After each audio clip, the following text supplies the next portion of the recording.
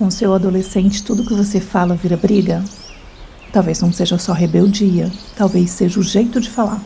Fica comigo. Eu sou Raquel Campos, coach e uma cristã que busca crescimento diário.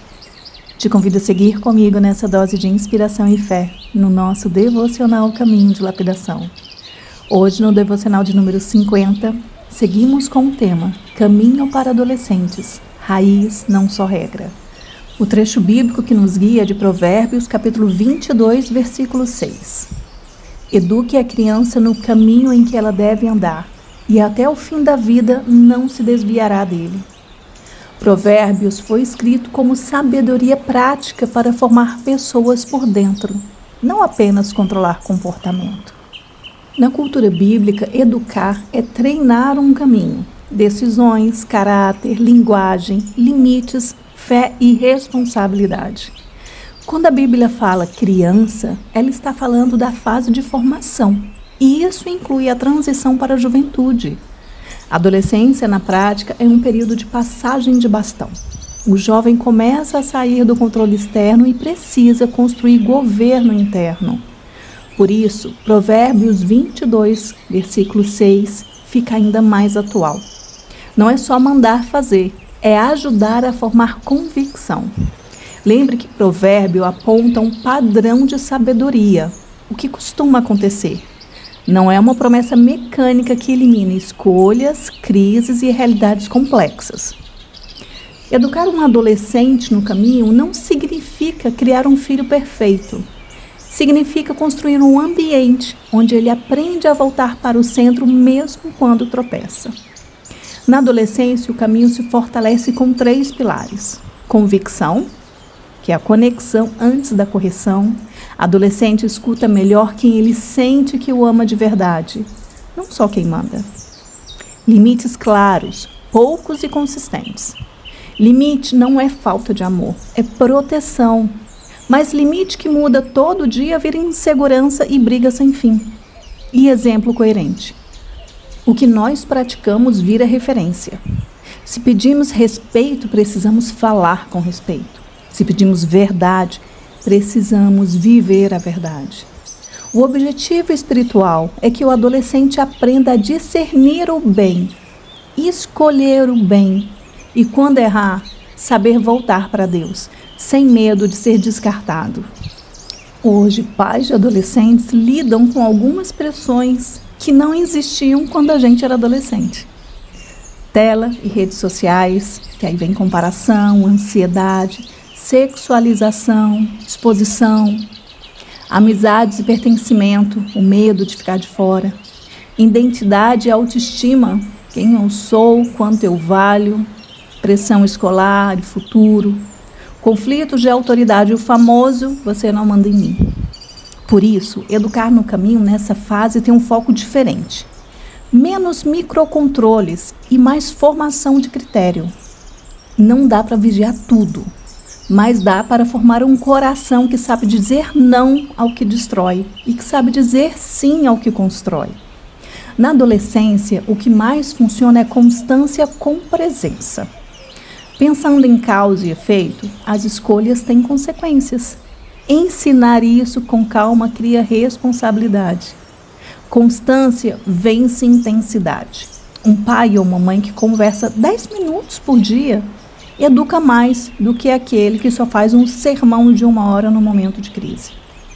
Saiba que o ambiente molda comportamento. Casa com previsibilidade, rotina, regras claras, afeto. Diminui a necessidade de rebeldia, como grito por atenção, bater porta para ter atenção. Isso não é controlar o jovem, é criar um terreno onde o caminho de Deus se torna mais provável e mais atraente. Responda com sinceridade. Seu adolescente sente que você é um porto seguro ou só um fiscal? Você só conversa para cobrar nota, roupa, horário? Ou você também pergunta como você está por dentro e escuta sem interromper? Qual tema em sua casa vira briga toda semana? E por quê? É o celular? Porque não há uma regra clara e todo dia muda? É respeito? Porque a conversa sempre começa no grito? Ou são os estudos? porque só parece cobrança, quase nunca incentivo. Quais limites são essenciais e não negociáveis? E quais são só preferência? Os essenciais são segurança, respeito, honestidade, horários básicos e responsabilidade. Preferências são estilo, gosto musical, jeito de falar quando não é desrespeitoso e algumas escolhas de roupa, corte de cabelo. Quando tudo vira não, o adolescente para de escutar. Que caminho você está ensinando sem querer quando erra? Um caminho ruim, de que quem grita mais alto vence? Ou um caminho bom, de quando eu erro, eu reparo? Pedir perdão ao filho ensina maturidade. Use essa métrica simples como um progresso real. Daqui uma semana, se pergunte: essa semana teve mais conexão com meu filho? Teve mais limite claro? Mais reparo do que briga e distância? 3 práticas simples para hoje, tá? Escolhe uma e faça. Primeiro, conversa de 10 minutos sem conserto. Hoje, fale com seu adolescente sem dar lição. Só pergunte e escute. O que foi pesado hoje? O que foi bom? No que você quer que eu te ajude? Um limite claro, mas uma razão clara. Escolha um limite que está confuso. Por exemplo, o celular à noite. E defina. Regra simples. Consequência combinada. E o motivo. Isso é para a sua saúde, para o seu sono, para a sua proteção. Mas atenção, é um limite por vez. Não tente resolver tudo de uma vez só, não vai dar certo. Escolha uma briga por vez. E terceiro, um reparo rápido. Se você exagerou. Se você falou no tom errado, faça hoje mesmo. Filho ou filha, eu passei do limite, me perdoa. Eu vou falar melhor. Vamos tentar de novo. Isso desarma a casa e ensina caminho. Antes de irmos para a nossa oração, eu quero te fazer uma pergunta que só você vai saber responder. Seu adolescente te vê como porto seguro ou como um fiscal? Qual tema na sua casa vira briga toda semana? É o celular? É respeito, estudos? E por que isso vira briga? É falta de regra clara ou é o jeito de falar? Me conta aí nos comentários, porque quando a gente divide a luta, a gente descobre que não está sozinho. Estamos caminhando para o final do nosso devocional com uma breve oração. Mas antes que você escute o Amém, desligue. Quero deixar minha gratidão por me ter permitido passar esse momento ao teu lado.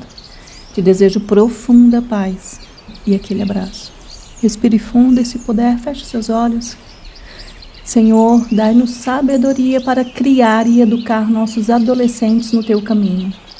Ajuda-nos a amar sem controlar, a corrigir sem humilhar, a colocar limites sem perder o vínculo. Guarda o coração dos nossos filhos em um tempo de tanta pressão. Dá-lhes discernimento, coragem para dizer não ao que destrói e força para escolher o que é certo. E dá-nos humildade para reconhecer quando erramos, reparar e recomeçar. Que a nossa casa seja lugar de segurança, de verdade e graça. Que o teu caminho seja vivido, não apenas falado. Em nome de Jesus. Amém.